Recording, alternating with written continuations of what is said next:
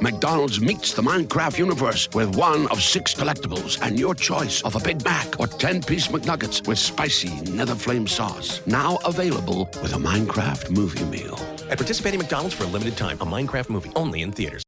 This episode is brought to you by Greenlight. Get this. Adults with financial literacy skills have 82% more wealth than those who don't. From swimming lessons to piano classes, us parents invest in so many things to enrich our kids' lives. But are we investing in their future financial success? With Greenlight, you can teach your kids financial literacy skills like earning, saving, and investing. And this investment costs less than that after-school treat. Start prioritizing their financial education and future today with a risk-free trial at greenlight.com/Spotify. Greenlight.com/Spotify. Ryan Reynolds here from Mint Mobile. I don't know if you knew this, but anyone can get the same premium wireless for $15 a month plan that I've been enjoying. It's not just for celebrities. So do like I did and have one of your assistants switch you to Mint Mobile today. I'm told it's super easy to do at mintmobile.com/switch. Upfront payment of $45 for 3-month plan, equivalent to $15 per month required. Intro rate first 3 months only, then full price plan options available. Taxes and fees extra. See full terms at mintmobile.com.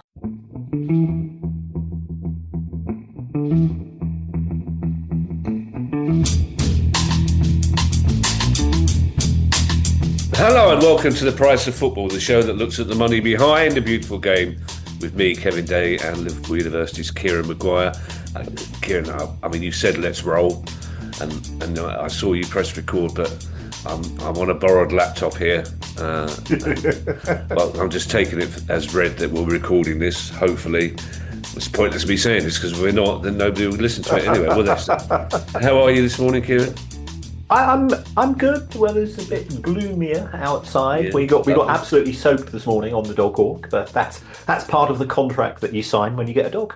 Oh, I would love to get soaked to them, like the front cover of the Observer magazine on a Sunday, just a happy couple and their dog on a beach getting wet. Lovely, beautiful English shirt. I see you managed to go to a non-league game, Kieran, on Bank Holiday Monday, and the only game there was any trouble at. Yes, I was very kindly invited. We had Kyle on the show last week, who's invested in Dorking Town, and this was a big match in the 6th tier of English football. So I initially went onto the Worthing website, sold out. I thought I'll get a ticket in the away end, sold out. So Kyle and Mark, we've had Mark White on the show, kindly managed to sort myself and the Baroness out for tickets. So I said On Saturday, we were in the boardroom at Brentford's brand new stadium. I know. And on Monday, I took her to Worthing to watch the 6th tier match. But it was great. You can drink on the terraces. Everybody was so friendly. There were loads of blokes sort of around. And when they saw us with the Baroness, it said, "Oh, you can't see, love." Then they made sure that she could see because it was all terraces and. Very, very friendly bunch. Apart from when Dorking scored, I think it's fair to say that there's a bit of a demographic split between the Dorking youth, who were very vocal, to be fair, and the old lags. So one of the Dorking youth decided to celebrate Dorking scoring an equaliser by lobbing a flare onto the pitch. Well, this doesn't happen in Worthing. No. So everybody, the referee, the players, everybody sort of, look, what are we supposed to do here? And then, of course, eventually it was 2 old blokes carrying a bucket, ran across great cheers from everybody to put it out. And then I think it's fair to say there was some of the more senior Dorking fans weren't very impressed by the activity, and they started offering out the youth. So it was absolutely brilliant. All of those people say, "Oh, we don't want that type of stuff in football." Yes, we do, because it was pantomime villainy of the highest caliber indeed. I just like the fact that the Dorking Wanderers tweet saying that they were going to find the people responsible. It actually spelt Flair, F-L-A-I-R. Yes. And I thought, well, if anyone's been throwing some flair about, it'll be Maguire. He'd have been putting some shapes out on the pitch. What was the score in the end, by the way? It was 1-1, which was it was a tough result for Worthing. I think if they had won, they would have stayed top, Yeah. and therefore they would have been, I think, one match away from promotion to the National League itself. Torquay did win, and another thing which was very noticeable was the incredible level of knowledge that fans have. So yeah, we were listening to the people around us talk, and knowledge of all four divisions. Because I must confess, my knowledge sort of below the championship. I Yeah. sometimes get a bit hazy between League One and League Two. I remember how stroppy I used to be when Brighton were in those divisions, and people say, well, "What division are you in?" But the encyclopedic knowledge of all things football from the Dorking fans was, yeah, it just made you feel good about the game. Good. It's Newsday, Kieran. Um, Yes. we have we have lots of news. The first story, Kieran. It seems that the long haul flight that is Reading has reached that stage half an hour from the end when a little frisson of excitement goes around the aeroplane and people start zhuzhing a bit of aftershave on and freshening themselves up. As it looks like we're coming into land, Kieran. I think we are. There was a an ultimatum given by the EFL in terms of Dai Yongge having to relinquish control of Reading Football Club, and that was earlier this week. Uh, then on Wednesday, no, Tuesday evening, at 6:30 p.m., there was an announcement from both Reading and the EFL that they have given Dai Yongge a further extension until Monday, the 5th of May. And there was reference to a contract terms have broadly been agreed, Yeah, and therefore they didn't want to rock the boat any further. I have been in contact with senior sources, as we like to describe them, and they say they are closer to a deal than ever before. Now, whilst both the EFL and Reading have said with an unnamed party, the unnamed party is fairly publicly known to be Rob Cohick, the yeah, former owner of Wycombe Wanderers. He has had some history. He did try to buy Wycombe, sorry, he did try to buy Reading last year, and the deal fell through. And he had been subsidising the club. He'd been providing the club with finance because Dai Yongge has turned off the taps due to his own personal financial problems. So it looks as if we are making further progress. Again, yeah, some people have been critical of the EFL, saying, "Well, why have they given him? If you give him an extension, they want another extension."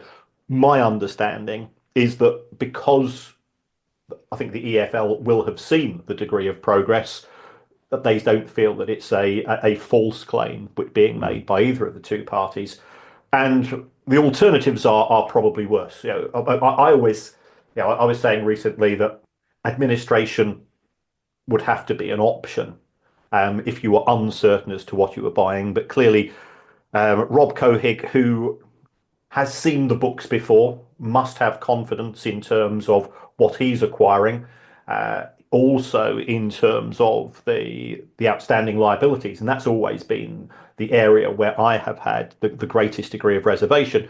He's a lawyer; he's used to signing off on things like that, so I assume that he must be happy. And that's also good news for Reading because that means if they're not going to administration, still got a chance of yeah, getting into the playoffs and the benefits that brings. So if I was a Reading fan, I would be giving two cheers yeah. at this stage. We always have said when dealing with individuals such as Dai Yongge, there's been reverse ferrets on a regular basis, so you cannot count your chickens. It has to be good news, though, Kieran, doesn't it? When the EFL specifically say we're giving this extension because our understanding is a deal is going through, they're unequivocal about that. So, and they wouldn't make that statement unless it were true. But the trouble is, as you say, we've been through the maze before, and quite often with clubs we thought we've come to the end of the maze only to find Laurel and Hardy style somebody to turn the exit down. But I mean, the other thing for any potential buyer, and obviously is Rob Gooding. I mean, I think they had 16,000 there last home game. So people will turn up as soon as that club's got a bit of stability. If they're turning up in the circumstances, and I know there's an air of defiance about some of the people turning up now, but you're buying a club that, if it's halfway up the championship, will be getting home crowds of 20,000. Yes, and it's got a new stadium, as far as what you and I would Newish, classify. yeah. Yeah, new stadium. I think they do market themselves as being one of the clubs closest to Heathrow Airport, certainly on the flight path, and so on. So I think there is an attraction to international investors and international potential partners. So we, just on behalf of all football fans, it doesn't care who you support, you just want a bit of peace of mind. And Reading fans haven't had that. And we've both been through that. And it's a miserable experience because you're constantly looking at newspaper reports, what's happening on social media. And we love our football clubs, but we don't want it to be all consuming in that way. And you can imagine, Kieran, much as I disapprove of any football ground having a jazz cafe in it, you can imagine you can imagine the look I gave the first time I was at the place. If they were still at the old place, if they were still at Elm Park, you wouldn't be able to give the club away. Let's say you could be as near as you want to Heathrow Airport, but the old place, you'd have to give Rob Couhig money to take it off your hands, wouldn't you? You would. I was at the final match at Elm Park because Reading were playing Brighton that day. Yeah. It had character, I think, is the best way of describing it. Yeah. Yeah, Uncle Terry had character, Kieran. Exactly. That's not always a good thing. Also, I do wish that people at home could see when you say senior sources, you do that comedy look over your shoulder in a 30th James fashion. It just makes me laugh every time. Now, we mentioned, Kieran, on our last pod, on the questions pod, that we thought there was a front runner for the job of Independent Football Regulator, and we were right. But we weren't right about who we thought the front runner was by the look of the reports. It's a bit of a Devon Lock about this, Kevin, yes. if you don't mind me saying so. Yeah, I know. There had been three parties mentioned in the press, and I believe that nothing's been signed off as yet, but we now have a new name in the frame, and that is David Cogan. Now, David Cogan has been involved in the broadcasting industry. He's negotiated, I think, on behalf of Sky for deals with the Premier League, the EFL, and Women's Super League. And he would now appear to be the leading candidate. I think before anything is confirmed, that all the candidates, or also all the people on the shortlist, will probably having to go before a committee of MPs and have a discussion with them. And on the back of that, there will be a final decision made. As far as my ferreting around is concerned, I've used the word ferret twice in the first 5 minutes of the show, which is unusual. It would appear to be the case that he's held in very, very high regard, extremely professional, extremely experienced. So he certainly is a safe pair of hands. Why he's now the front runner, we don't know. I think there are benefits. The independent regulator won't need an underground car park, for example. We await to see how this develops. Yeah, for younger listeners, and I mean anyone under the age of 90, Devon Lock was a horse owned by the Queen Mother, who I think it's the late 50s, was leading the Grand National by some considerable margin when it jumped over a shadow and managed to fall over and was overtaken. And the Queen Mother was apparently very philosophical about it. But if you live in several palaces at once, I think you probably would be philosophical about the whole thing. And the horse was fine, you'll be pleased to know. Good. Yeah, which wasn't always the case back in those days. Always got a hangnail with that horse, put the blanket up. FIFA, I don't know where to start with this story, Kieran, but you explain it. It's FIFA Club World Cup, tax. Shouldn't be happening, whatever. But you put it in your own order, Kieran. Right. When the FIFA World Cup takes place every 4 years, and of course we're aware that it's being hosted in 2026 by the United States of America and its two neighbours that it loves in Canada and Mexico. FIFA has negotiated on behalf of A, most importantly, itself, but B, the football associations who are competing, and C, the players, that because FIFA declares itself to be a charity, mate, that there should be no tax paid by players, football associations, and most importantly, FIFA, as far as the tournament is concerned. And the tournament is very, very successful financially for FIFA. People that don't read FIFA's accounts, and I would say that anybody who is sane probably qualifies under that particular heading. FIFA makes a profit once every 4 years and loses money in the 3 intervening years because the FIFA World Cup is so successful.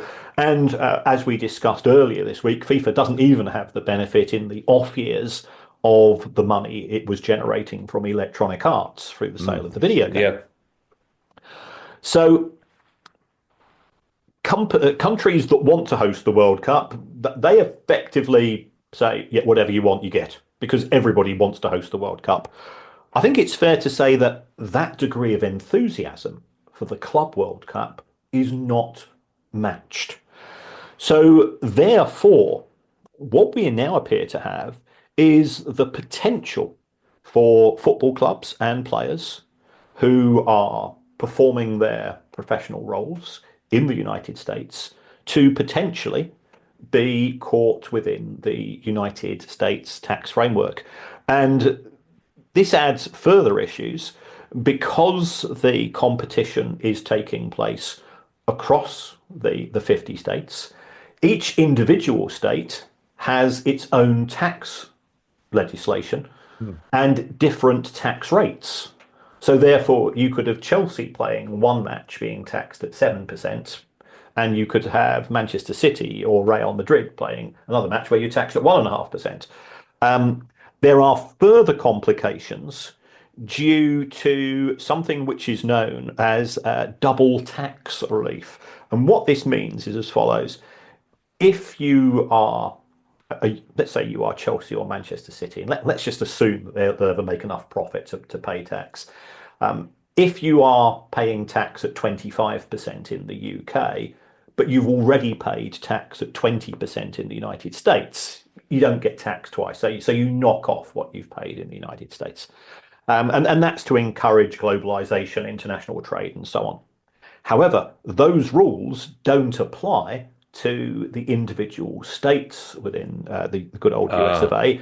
So it could end up getting very messy, a lot of work for the accountants and lawyers, which is, again, money going out of the game, and so on. So the competition does look incredibly lucrative because for winning 7 games, potentially, I think that the prize money, if you're one of the top tier European teams, I think you could earn $97 million for 7 games, which is fantastic.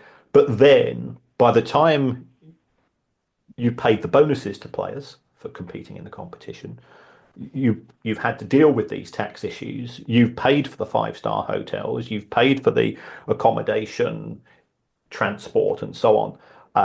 Those revenues are likely to take a hit. And what some of the clubs are also saying privately, yes, it looks good, but if we're spending a month in the United States in this competition, it means that we're not going to Malaysia, we're not going to Australia. So there's what we sometimes refer to as an opportunity cost, i.e., yes, we're doing this, but we've lost opportunities elsewhere.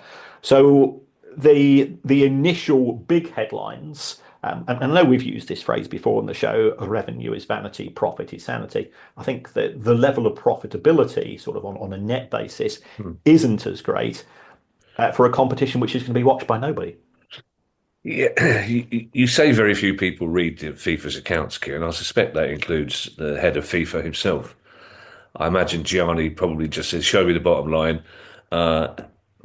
Those expenses look a bit high, but they're yours, boss. Oh, okay, fine. Do you think FIFA assumed, Kieran, that the states in America would do exactly what countries do, that they would just waive any tax necessity because they're, as you say, they're a charity. I suspect FIFA were very confident. I believe that Gianni Infantino has had two meetings with Donald Trump. I think he's having a meeting with the FBI because there's further issues in terms of security for the tournament and how that is going to be funded. And perhaps, yeah, he's been so busy with this. That's why he's forgotten to congratulate Mark Carney on becoming the Prime Minister of Canada, as we mentioned the other day. So, yes, I think FIFA's confidence was perhaps overstated. Those security issues may be resolved, Kieran, because I wouldn't put it past the mad bastard that runs America to have invaded Canada and Mexico this time next year. So it'll all be one big happy country.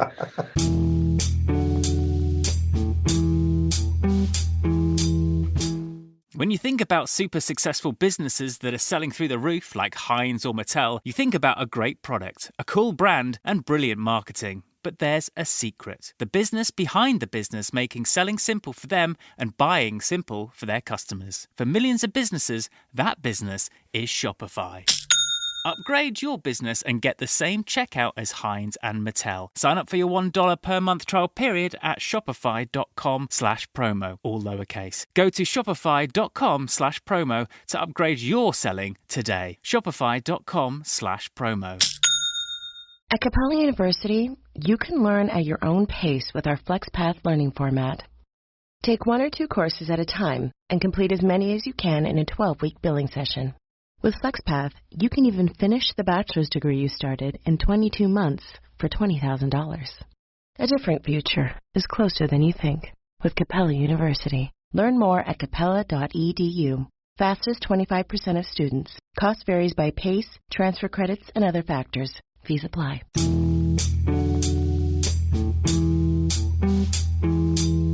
Palace fans are slightly bemused this week, Kieran, at the number of people are saying, well, Liverpool could win the title on Wednesday night if Palace beat Arsenal away. Liverpool, to the extent that Virgil van Dijk announced that the Liverpool players are having a party where they'll be gathering to watch Palace possibly beat Arsenal. I hate to disappoint you, Virgil, but the way things have been going the last few games, I think we might be waiting to the next game at Anfield before Liverpool win the title, because Arsenal are playing very, very well. And that brilliant football they've been playing, Kieran, has been brilliant for their bank account as well. It certainly has. Progress that Arsenal have made. Remember, Arsenal went, 5 or 6 years without competing in the Champions League. Yeah. And the way that the prize money is allocated by UEFA is linked to your long-term success in UEFA's competition. These were some of the concessions that UEFA gave to the bigger clubs to try to dissuade them from creating a Super League. And the big clubs said, thank you very much. And they still, of course, formed the Super League because that's how bullies operate. But yes, the victory over Real Madrid has been really good. They've now got 2 years of Champions League bonuses to take into account. They could be, again, we were talking about the financial benefits of progress in the Club World Cup. Well, I think Arsenal are going to trump those. I think we could easily be looking at, somewhere in the region of 120 million. Wow! Should they win the tournament? And yeah, I'm really looking forward to those semi-finals. Oh, crikey! It's four clubs from 4 different countries. I appreciate they are the usual suspects in terms of countries, but they look proper European Cup semi-final matches, the type of stuff which really gets your attention.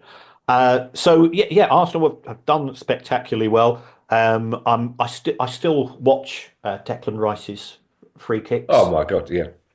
Where did those come from? And again, that was. He's a great kid. Everybody you talk to in football praises him so highly, and those were spectacular goals. So yeah, I'm not a gooner, but we were talking recently about that sense of national desire. Forest, Villa, Liverpool back in the day, and we always wanted Manchester United in 1968, Celtic in 1967. And that evaporated for a while. I'll be cheering on Arsenal because I think they've just been brilliant. Yeah, I haven't decided which group of foreign players to support yet, Kieran, in the semi-finals. Whether it's the English foreign players or the Spanish foreign players, I don't know.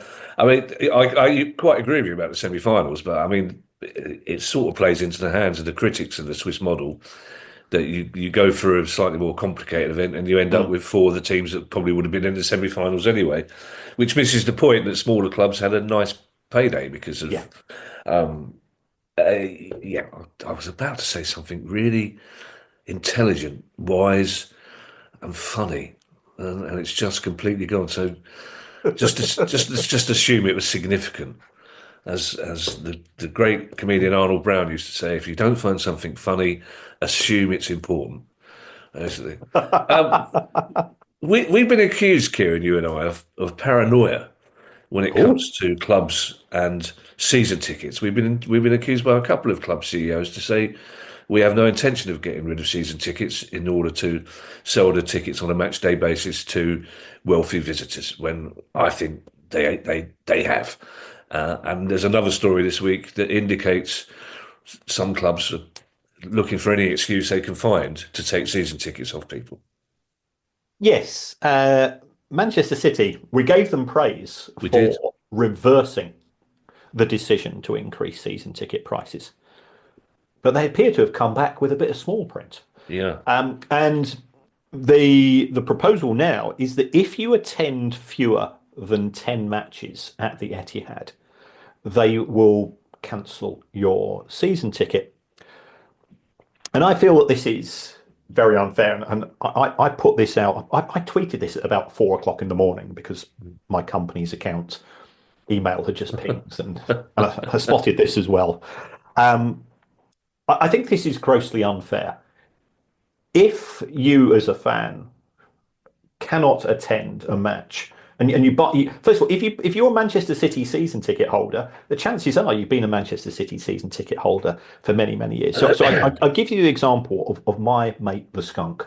Yeah. Skunk was my cricket captain when I used to play for Trafford. He is City through and through. He's got a Manchester City tattoo on his chest. You know, he's old school, great guy, but he's a huge cricket fan, and he's now sort of, we're all of the same age. This year, he's going to watch England in Australia in the cricket. Lifelong ambition as for any cricket fan, and he's got one of his kids lives in New Zealand. So he says, look, I'm going to be away for 3 months because this is my first ever chance to do this, and I, who have been watching City when they, he was there in League One, and he was there whenever he can go, and his son's a professional footballer, so he even gives up the occasional fixture to go and watch his son play, and I know his son as well. I couldn't get anybody who's more Manchester City than my mate the Skunk. Yeah. But he faces now, and he says, what do I do? It's not the fact that I lose my season ticket, which is bad enough. It's the 10 guys that I sit around who and we catch up with each other, and we know each other's families, and we've been sitting together at that stadium for years and years and years, and you're going to lose that, which is part of the fabric of going to a match. Yeah. So I do feel that Manchester City and the other clubs that are going down these routes were effectively saying, thank you very much for your support historically. We now see you as nothing more than bed blockers. Yeah. Because you're a season ticket holder, the chances are you're not going to be spending all of that money on merchandise. You are paying a lot of money for a ticket, but at the same time, we know we could sell that ticket 19 times over to tourists and make a lot more money out of you. I think it's shameful of Manchester City, who are a club who, in terms of what they've done in the community, I've always held in high regard, and we'll set aside the ongoing disputes that they have with the Premier League. There are plenty of Mancunians at Manchester City who have been involved in the decision. Their decision last year to to reverse the charges for disabled fans. We applauded when they made that. Yeah. This is a poor decision. Well, I mean, the trouble is you can think of so many scenarios. It's like I know a mate of mine's an Arsenal fan, got offered a really good job in Glasgow, took the job in Glasgow, has kept his Arsenal season ticket because he wants to come down to as many Arsenal games as he can. But he doesn't really know until the night before whether he can get down to the next game, but he wants to keep his season ticket. I know people with heart issues who have a season ticket and want to keep their season ticket and are paying money for their season ticket, but sometimes can't get to the game because they're feeling poorly. And the clubs will say, "Well, that's 5% of our season ticket holders," and well, if it's only 5%, leave them alone. Basically, it's just checking, Kieran, about skunk. By the way, as I know this mistake can be made. He's definitely skunk. He's not a cat that's had some white paint. No, anybody that has shared a changing room with him will know him to why he's called the skunk. Okay. I was always baffled by Pepe Le Pew. It was clearly short-sighted. Yes. I don't know if skunks are famous for being short-sighted, but the fact that every week he was taken in by the fact. And hats off to them for coming up with an array of ways that Yes. a tin of whitewash can fall on a black cat. Gorgeous though she was. A couple of stories, Kieran, about women football. First of all, from the WSL. Yes, jeopardy in football is something that we've spoken about, and it looks as if the WSL is going to consider a playoff system. And personally, I think that's great. I've been in favour of playoffs since they were introduced. Initially, I sort of think I was a traditionalist, but you and I, we both benefited from our clubs getting into the playoffs, and we've also both suffered from our clubs being in the playoffs, and that's part of the game. But it does mean that there is genuine skin in the game going into those last 6 fixtures, because if we win 4 of them, we reckon we can get into a playoff place, and provided the playoffs don't discriminate against the clubs which finish higher. And here I think the National League deserve a lot of praise for the way that they've organised it. Then it adds to the excitement. It encourages people to attend more matches, and I think everybody's a winner. The women's game, I think it does need a bit more jeopardy in it in order to keep the crowds going. I was going back to the men's Worthing game. There were 3,000 people. Yeah, for a sold out game in what is a fairly sleepy seaside town, and there was a great atmosphere. But because both clubs were at sort of playoffs stroke championship, and everybody kept their attention, and that would not have been the case if there were no opportunities to still get promoted on the back of it. Yeah, I think we saw several records broken for attendances outside the 92 over the weekend. I know a friend of mine is a Hereford fan. They took, I think, 1,500 people to a game at Kidderminster. Lost 5-0, but they took 1,500 people there. I mean, Scunthorpe had a huge crowd, didn't they, for one of their games? Yeah. So just to clarify though, Kieran, we're talking here about playoffs from the Women's Championship. We're not talking about a playoff to decide the actual Premier League itself. Yes, I believe so. I think this is more to do with promotion. Yeah. Oh, right, okay. Well, we'll put more details to that story when we get it. I saw a tweet last week from the captain of Hull City Ladies, which was an incredibly passionate, angry tweet about the way that Hull City Ladies have been treated, and now the chairman has responded in a rather bizarre fashion. Yeah, this is absolutely appalling behaviour from the chair, Daniel Johnson. There have been a number of comments on social media from women and other people connected to Hull City Ladies. And the reason for this is there's no medical insurance, there's no sort of conditioning support and things like this. And they have made allegations, and it has to be said, these are allegations that there has been financial mismanagement at the club. There has been talk about, I think it was a £200,000 black hole in terms of the finances. £200,000 at that level of football is a lot of money. But the chairman has responded by saying, well, I've applied to the FA for Hull City Ladies to be relegated to from the third tier to the fourth. That's absolutely appalling. Now, I think the FA will reject this application, and the reason for this is because it's become from an individual. I mean, he owns 50% of the club, but it's not the club itself. But it does show that pettiness. If there are issues to be resolved, resolve them. Get people around the table. Get somebody independent to have that conversation as well and make progress on it. People playing football is a good thing, and people having aspirations at both the men's and the women's game, even at the lower levels, should be encouraged. And why Daniel Johnson has taken this route. And if you're listening, Daniel, get in contact with us.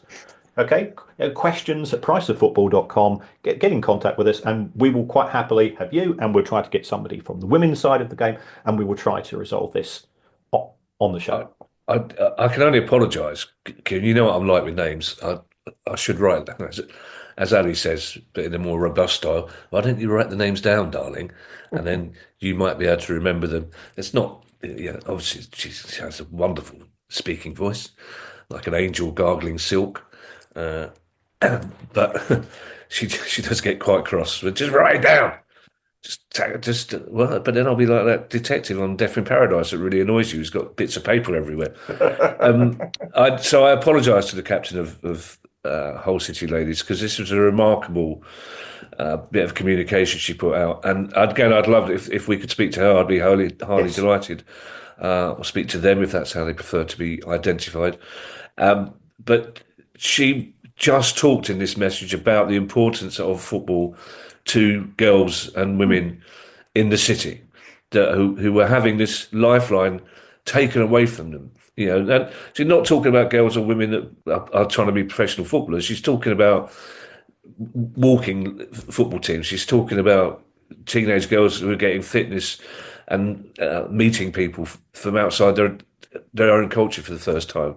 That level of importance just being kicked away from them. The chairs being, and it's not right. And if there's one thing we can do on this podcast, and it's to highlight stories like that that most of the rest of the country won't know about. So we talked to Kieran, or rather you talked very eloquently about how Arsenal's success has helped them financially, but we got the stark reality of life further down, because already Shrewsbury Town have only just been relegated, but already we know it's going to cost them a lot of money before next season even kicks off.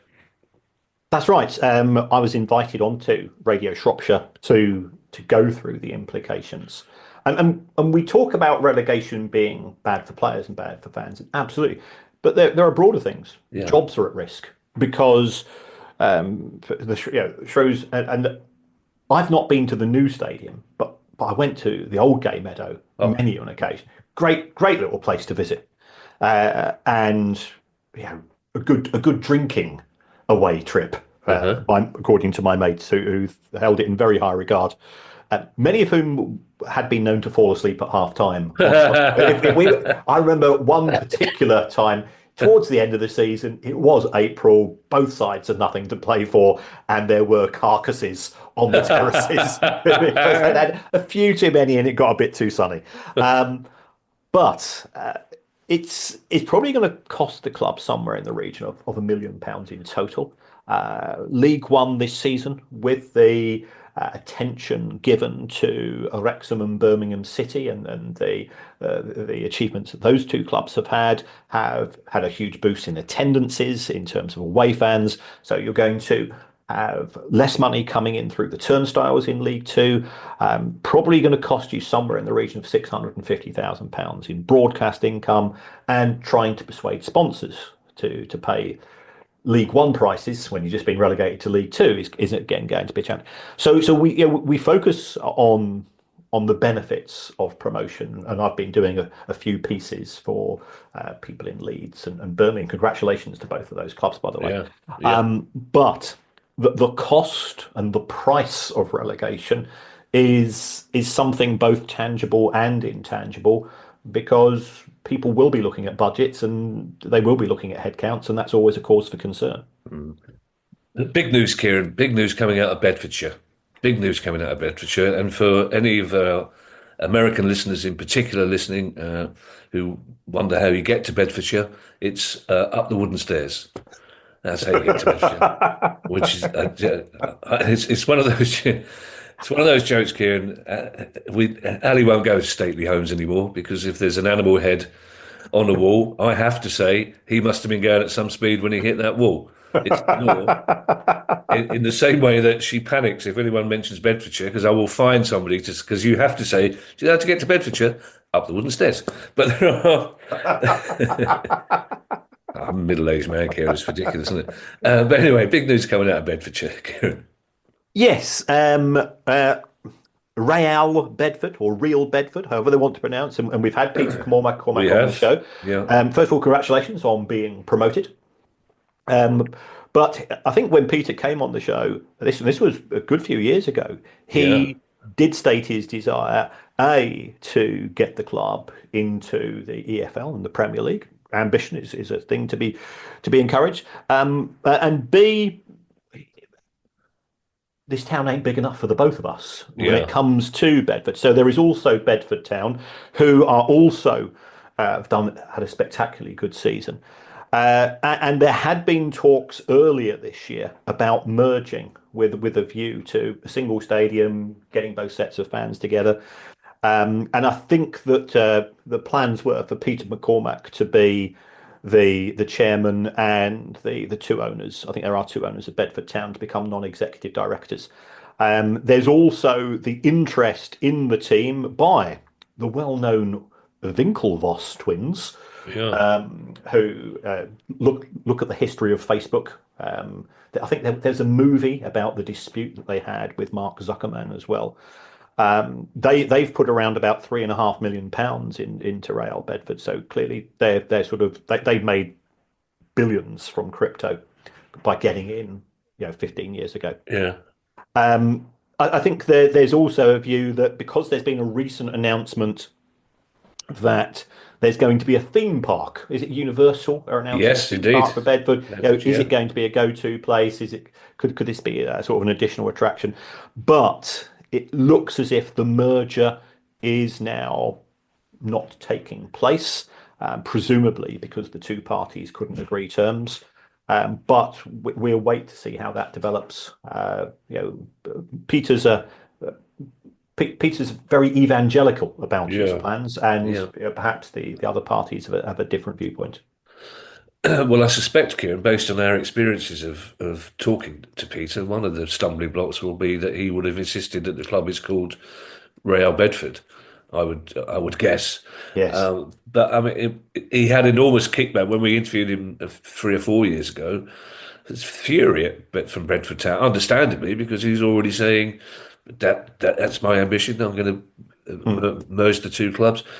I think he's playing. I think Luton Town fans should be looking over their shoulder slightly, because I think at the end of the day, he thinks there should only be one team in Bedfordshire. So we look forward to Real Lubed, or whatever they call it.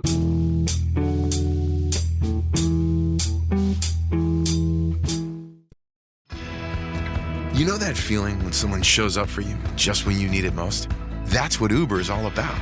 Not just a ride or dinner at your door. It's how Uber helps you show up for the moments that matter.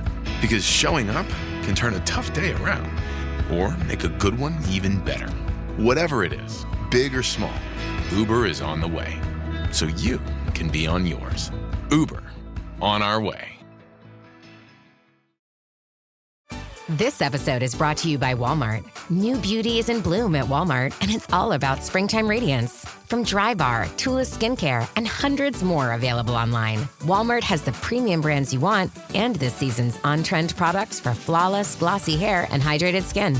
Big name beauty brands? Check. The things you love? Check. Find trending spring beauty and all you need to look and feel gorgeous at Walmart, on app and online.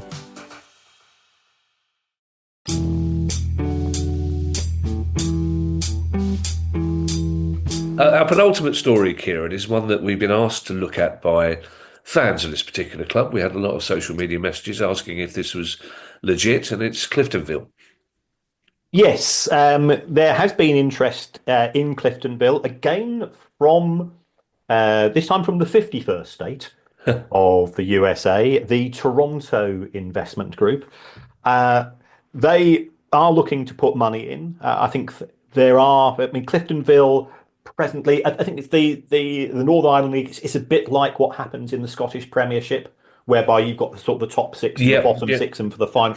Yeah. So Cliftonville are the top of the bottom half, but they are part-time. The Toronto Investment Group appear to be very ambitious. They want the club to move from going part-time to full-time. That is going to be costs which need to be subsidised. But last year, Cliftonville lost £70,000. They also want to develop a women's team, and again, this is something we really, and we're not two old blokes just being trendily liberal and woke when we say this. It's great. It gets people play. Anything that gets anybody of any age or any gender playing football is good. Of course it is. And if you don't want to watch it, don't watch it. I'm not interested in Formula One. I don't watch it. What I don't do is spend all of my time on social media saying that it's being rammed down my throat. If we take a look at the most successful team in Northern Ireland at present, which is Linfield, they've got a £1.6 million a year wage bill, which is pretty decent. So I think this is an interesting step. When new owners come into clubs, they do tend to sound very ambitious, and that's understandable. But we say there doesn't appear to be a downside in any of this. So as long as the right checks and balances are done in respect of the owners, then I think this could make Northern Ireland football more competitive again. Two things, Kieran, and it's a sign of how casual you get about numbers when we do this show, basically. You said Cliftonville lost £70,000 last year. That's in the whole year?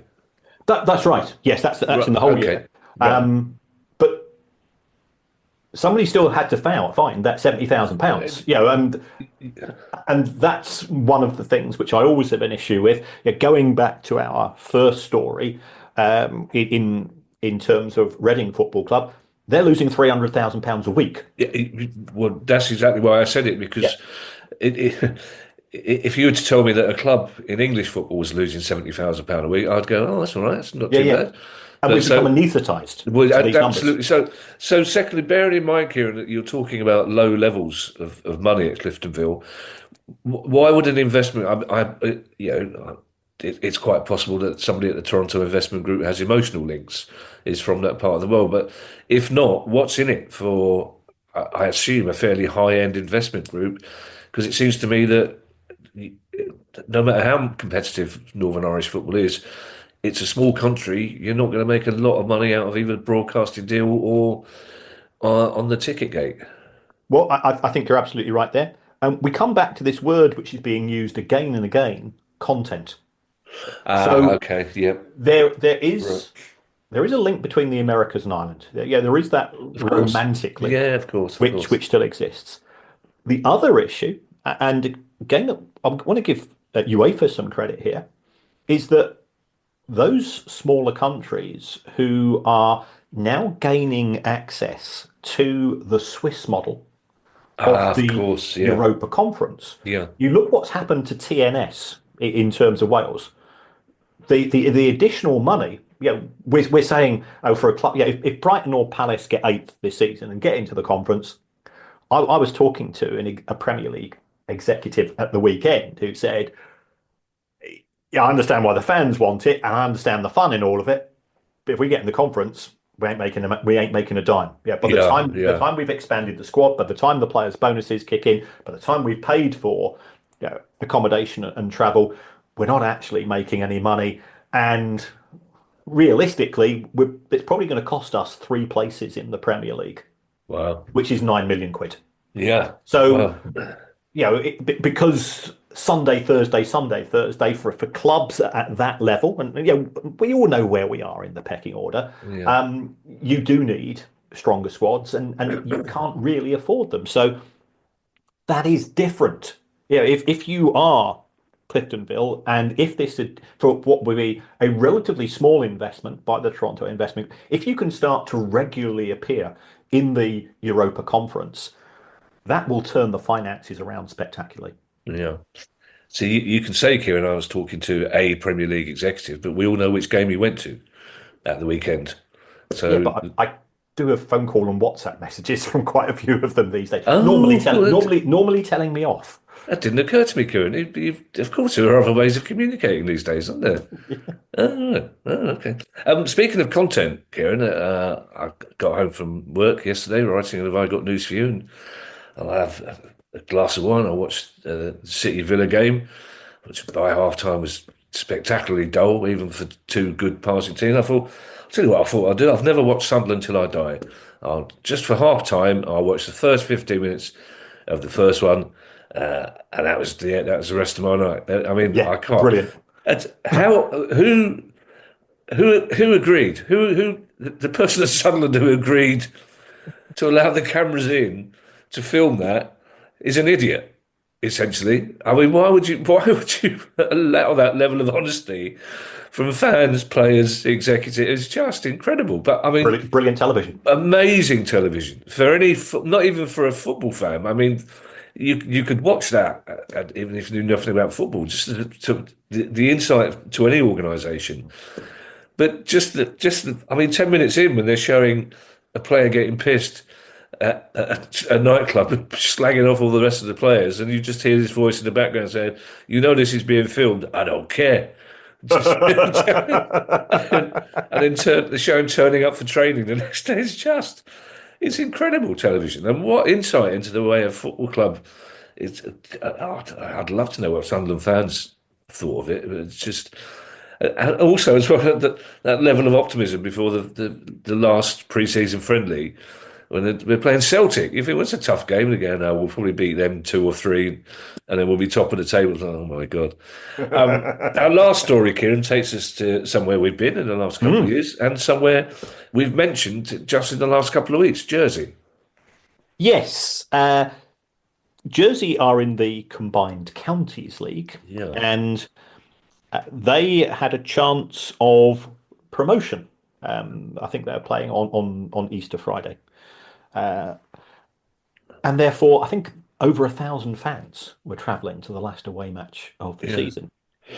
And at 7:45 p.m., the night before the match took place, the Combined Counties League decided to give them a penalty and a 3-point deduction for registering or playing an incorrect player. And this is all to do with player had picked up 10 yellow cards, 2-match ban, and something went slightly wrong, and he missed the two wrong games. Yeah. So it was an admin error, but the club self-reported the error, and then it took the Combined Counties League a long time to make all the decisions. So I've been reading the Ballywick Express, fine, upstanding newspaper, and the Jersey Evening Post, and I think it's fair to say I've never seen people from Jersey so angry. Wow. And also the fans, because the fans, they want that chance to be promoted, the excitement that brings. It's cost them a lot of money, but it's one of those matches where you make that extra effort. I think they're putting in an appeal.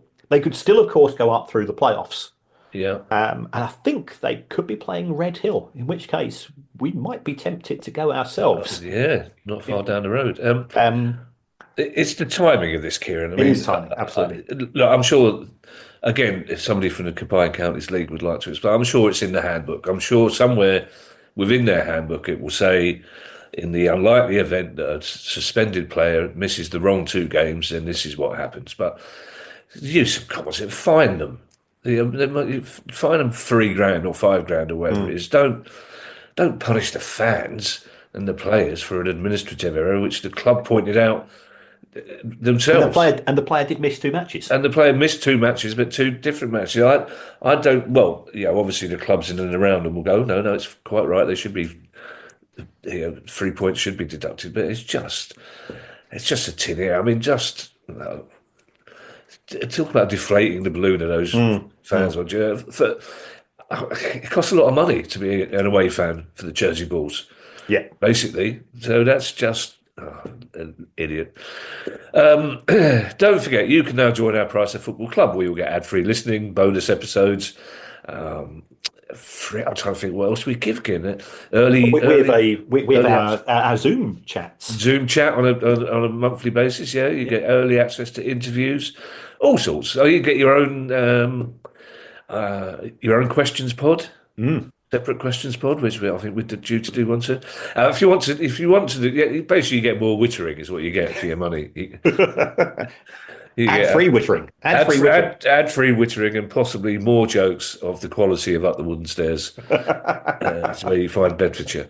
I live for the day. Seriously, I wander around London sometimes just for hours in the hope that an American tourist may one day say to me, "Sir, do you know how to get to Bedfordshire?" Oh, this is your lucky day. You can do just go to priceoffootball.com and click on join the club to sign up today. If you have a question you'd like answered on the show, email us at questions@priceoffootball.com. Don't forget you can follow us on Twitter X and find us on YouTube. And if you'd like to buy our book, you can find details on our website, priceoffootball.com. We'll be back on Tuesday with our next questions pod, which we'll be recording on Monday just before we head up to Rotherham. So in the meantime, I shall hand you over to Mr. Kieran Maguire for his customary farewell. Yeah, and I believe there's still a handful of tickets remaining for three of them, I think. Three tickets. Okay. If you ask nicely, they might squeeze you in if you got a booking for 4. Yeah. Who knows? But we're really looking forward to coming to South Yorkshire. I believe the word Chancery. We're having a sort of a bingo as to how many times we mentioned my fans in questions. And so, a lot of sympathy for Owls, who have been through an awful lot under Dejan Chancery. So that'll be absolutely great. Thank you also for all the ways that you support the show. There are other ways that you could support the show, and that's to give us a review. Doesn't matter what you say or how you say it. It helps, according to Producer Guy, it helps the algorithm. Doesn't matter what you write either. So you could even say you would rather have the show presented by Gianfranco Zola and Arthur Mullard. Oh, yes. I think there might be communication issues there between Gianfranco Zola and Arthur Mullard. Those American fans who don't know how to get to Bedfordshire really ain't going to know who Arthur Mullard is. No. Although they might know him from Chitty Chitty Bang Bang. He's the man who gets scalped by the professor's haircut machine. Oh, wow. I didn't know that. Yeah. He's married. He's Barbara Windsor is his girlfriend and drags him to the fun fair. And Professor Caractacus Potts, or whatever, is Dick Van Dyke, persuades him to get his haircut with his new machine, which it goes wrong for comedy purposes, and he comes out of it looking like a monk with steam coming from his head in a highly amusing fashion, and then chases Dick Van Dyke up and down the fairground, which ends with Dick Van Dyke in a musical number, of course. Of course. All written by Ian Fleming, rather bizarrely. Oh, good grief. Yeah. Having churned my way through all the James Bond books for a research project, which are violent, horrible, nasty books, as indeed Ian Fleming was as a man, you have to remind yourself he can't have been all bad because he did write Chitty Chitty Bang Bang. Right. There you go. That's another BAFTA losing note to end the show on. Bye, everybody. Bye. The Price of Football.